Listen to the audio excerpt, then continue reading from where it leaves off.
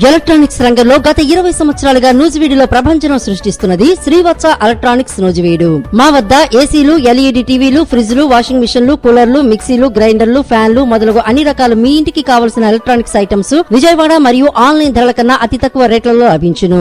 Airtel, DTH, Airtel, Jio, air fibre net authorised dealer. అన్ని కంపెనీల టీవీలకు, ఏసీలకు రిమోట్లు లభించును. సులభ వాయిదాల పద్ధతిలో ఈఎంఐ సౌకర్యం కలదు. విచ్చేయండి శ్రీవత్స ఎలక్ట్రానిక్స్, పొట్టి శ్రీరాములు బొమ్మ సెంటర్, మెయిన్ రోడ్, నూజివీడు.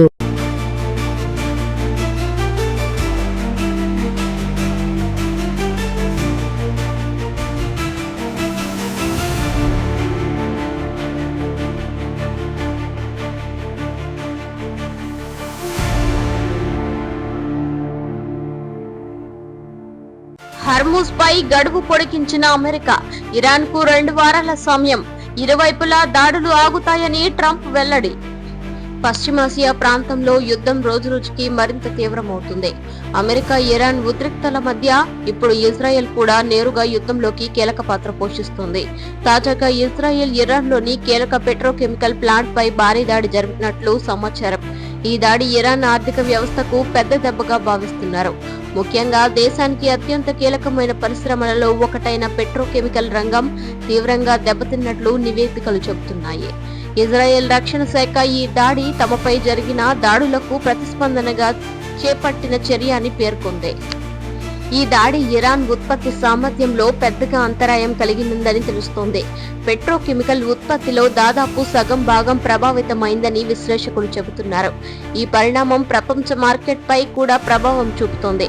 చమురు, పెట్రోల్ ఉత్పత్తుల ధరలు పెరుగుతున్నాయి. ఇదే సమయంలో ఈ దాడిని ఇరాన్ తీవ్రంగా ఖండించింది.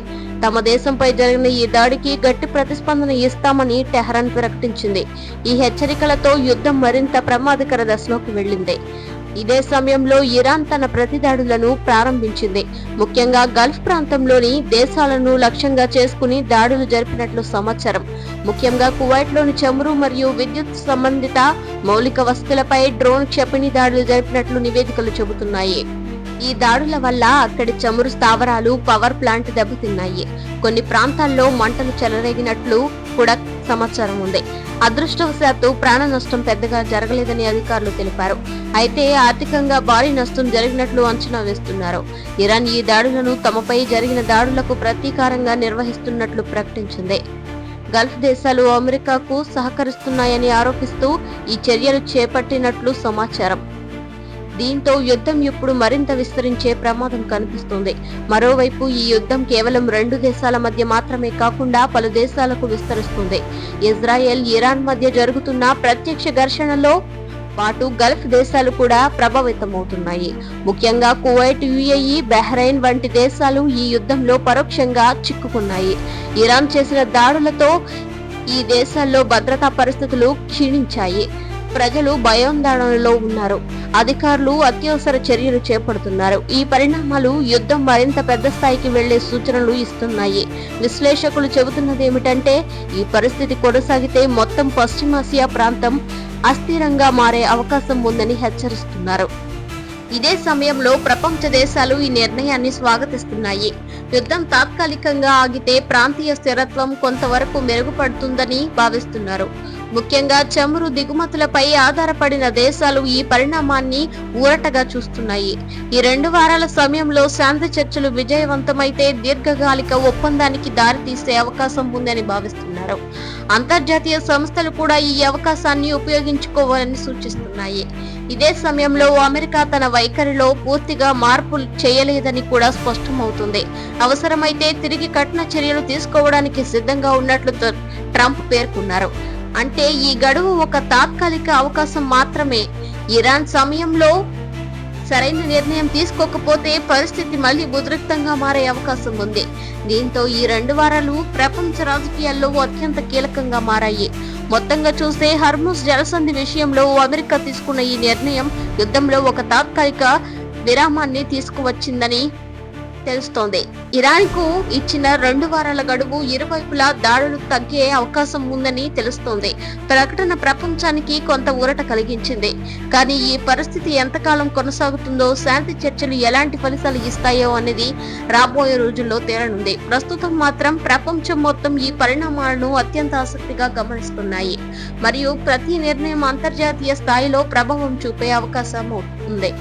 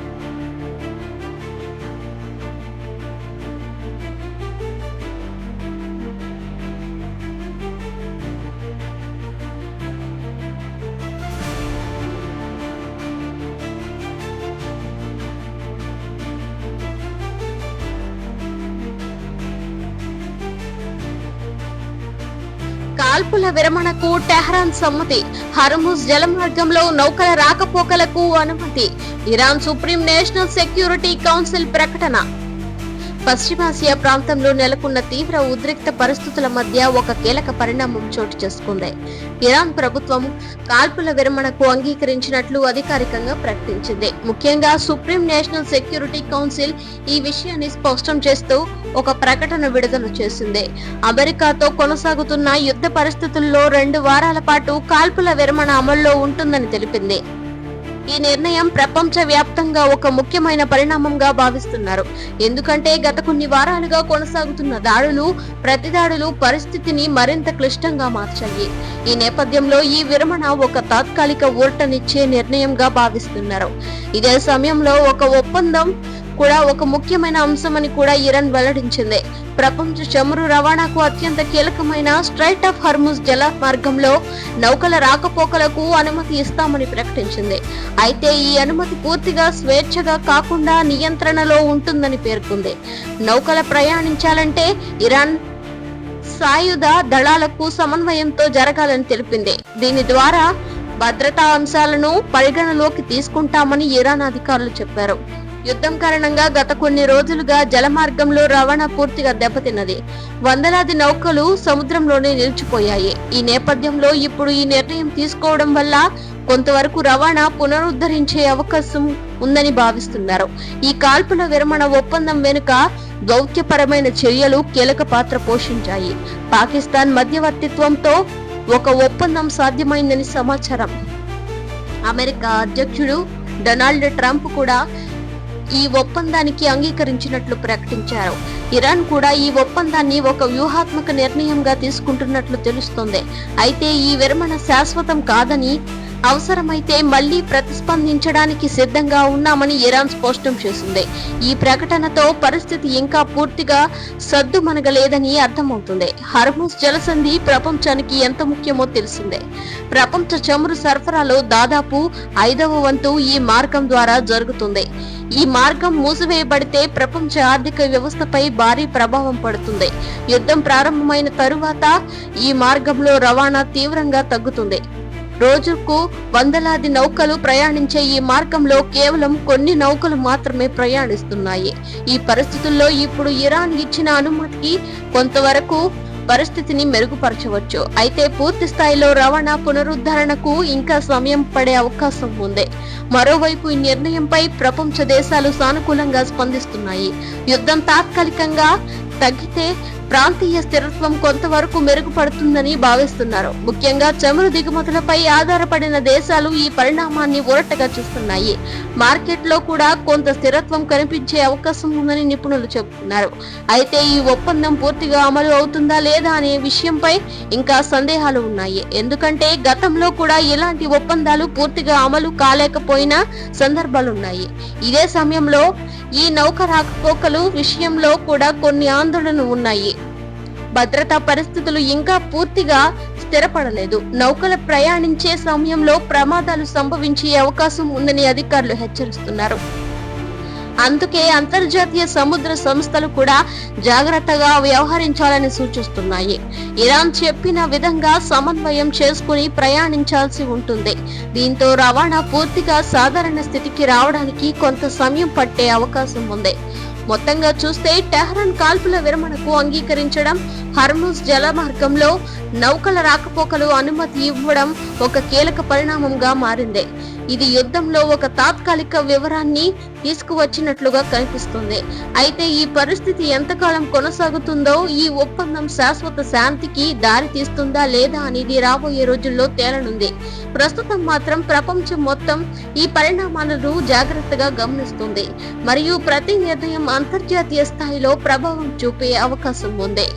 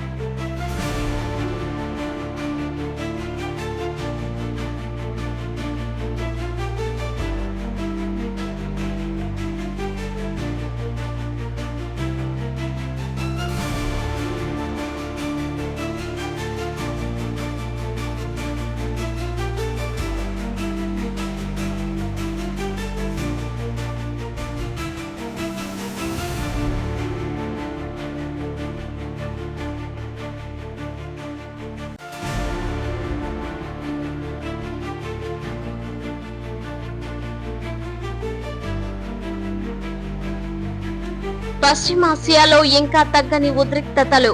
ఇజ్రాయెల్ ఇరాన్ మధ్య కొనసాగుతున్న దాడులు.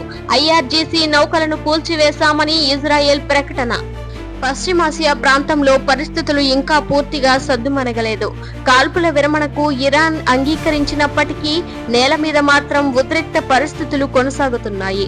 ముఖ్యంగా ఇజ్రాయెల్ మరియు ఇరాన్ మధ్య ప్రతిదాడులు ఇంకా చోటు చేసుకుంటున్నాయి. ఈ నేపథ్యంలో ఇజ్రాయెల్ రక్షణ దళాలు ఒక కీలక ప్రకటన చేశాయి. ఇరాన్ కు చెందిన ఐఆర్జీసీ నౌకలను లక్ష్యంగా చేసుకుని దాడులు జరిపి వాటిని ధ్వంసం చేసినట్లు వెల్లడించాయి. ఈ ప్రకటనతో పరిస్థితి మరింత ఉద్రిక్తంగా మారింది. ఇప్పటికే పలు రోజులుగా సాగుతున్న ఈ ఘర్షణలు ఈ ప్రాంతంలో అస్థిరత్వాన్ని పెంచుతున్నాయి. సమాచారం ప్రకారం ఇస్లామిక్ రెవల్యూషనరీ గార్డ్ క్రాప్స్ కు చెందిన సముద్ర దళాలు హర్ముజ్ జలసంధి ప్రాంతంలో చురుకుగా పనిచేస్తున్నాయి. యుద్ధ పరిస్థితుల నేపథ్యంలో నౌకల రాకపోకలను నియంత్రించడానికి, విదేశీ నౌకలను పర్యవేక్షించడానికి ఈ దళాలు చర్యలు తీసుకుంటున్నాయి. అయితే ఈ కార్యకలాపాలు ఇజ్రాయెల్ మరియు అమెరికా దృష్టిలో ఒక పెద్ద సవాల్గా మారాయి. ఈ నేపథ్యంలో ఇజ్రాయెల్ వైమానిక దళాలు లక్ష్యంగా చేసుకుని కొన్ని ఐఆర్జీసీ నౌకలపై దాడులు జరిపినట్లు సమాచారం. ఈ దాడుల్లో కొన్ని నౌకలు పూర్తిగా ధ్వంసమయ్యాయని ఇజ్రాయెల్ ప్రకటించింది. ఈ ప్రకటనకు సంబంధించిన పూర్తి వివరాలు బయటకు రాకపోయినా యుద్ధం మరింత తీవ్రమవుతుందనే సంకేతాలు కనిపిస్తున్నాయి. ఇదే సమయంలో హర్ముజ్ జలసంధి పరిస్థితులు ఇంకా ఉద్రిక్తంగానే ఉన్నాయి. ప్రపంచ చమురు సరఫరాలో కీలక పాత్ర పోషించే ఈ మార్గంలో యుద్ధం కారణంగా రవాణా తీవ్రంగా తగ్గిపోయింది. యుద్ధం ప్రారంభమైనప్పటి నుంచి వందలాది నౌకలు ఈ ప్రాంతంలో చిక్కుకుపోయాయి. కొన్ని నివేదికల ప్రకారం ఇప్పటి వరకు కనీసం 22 నౌకలు దాడులకు గురయ్యాయి. ఈ పరిస్థితి ప్రపంచ ఆర్థిక వ్యవస్థపై కూడా ప్రభావం చూపుతోంది. చమురు ధరలు పెరుగుతున్నాయి, సరఫరాకు రవాణా వ్యవస్థను కూడా దెబ్బతీస్తున్నాయి. ఇరాన్ వైపు నుంచి కూడా గట్టి ప్రతిస్పందన వస్తుంది. తమపై జరుగుతున్న దాడులను తాము సహించబోమని, అవసరమైతే మరింత తీవ్రంగా ప్రతిస్పందిస్తామని అధికారులు హెచ్చరిస్తున్నారు. హర్ముజ్ ప్రాంతంలో నౌకల రాకపోకలను నియంత్రించడానికి ఐఆర్జీసీ ప్రత్యేక నియమాలను అమలు చేస్తుంది. అనుమతి లేకుండా ప్రయాణించే నౌకలను లక్ష్యంగా చేసుకునే అవకాశం ఉందని హెచ్చరించింది. ఈ పరిస్థితుల్లో సముద్ర మార్గంలో భద్రతా సమస్యలు మరింత పెరిగాయి. మరోవైపు అమెరికా కూడా ఈ పరిస్థితిని గమనిస్తూ తమ సైనిక చర్యలను కొనసాగిస్తోంది. ఇజ్రాయెల్ కు మద్దతు ఇస్తూ ప్రాంతంలో తమ నౌకాదళాన్ని పెంచుతోంది. ఈ చర్యలు ఇరాన్ కు మరింత ఒత్తిడిని పెంచాయి.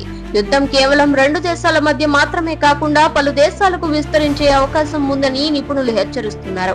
ఇప్పటికే గల్ఫ్ ప్రాంతంలో దేశాలు కూడా ఈ ఘర్షణకు ప్రభావాన్ని ఎదుర్కొంటున్నాయి. ఇదే సమయంలో కాల్పుల విరమణ ఒప్పందం ఉన్నప్పటికీ నేల మీద పరిస్థితులు పూర్తిగా మారలేదు. కొన్ని ప్రాంతాల్లో చిన్న స్థాయి ఘర్షణలు కొనసాగుతున్నాయి. ఇజ్రాయెల్ మరియు ఇరాన్ మధ్య పరస్పర అనుమానం ఇంకా కొనసాగుతోంది. శాంతి చర్యలు జరుగుతున్నప్పటికీ అవి పూర్తి స్థాయిలో ఫలితాలు ఇవ్వలేదు. అందుకే ఇలాంటి దాడులు కొనసాగుతున్నాయి విశ్లేషకులు చెబుతున్నారు. ప్రపంచ దేశాలు ఈ పరిస్థితిని ఆందోళనగా గమనిస్తున్నాయి. యుద్ధం మరింత విస్తరించకుండా చూడాలని అంతర్జాతీయ సంస్థలు పిలుపునిస్తున్నాయి. అయితే ప్రస్తుత పరిస్థితుల్లో ఉద్రిక్తలు పూర్తిగా తగ్గే సూచనలు కనిపించడం లేదు.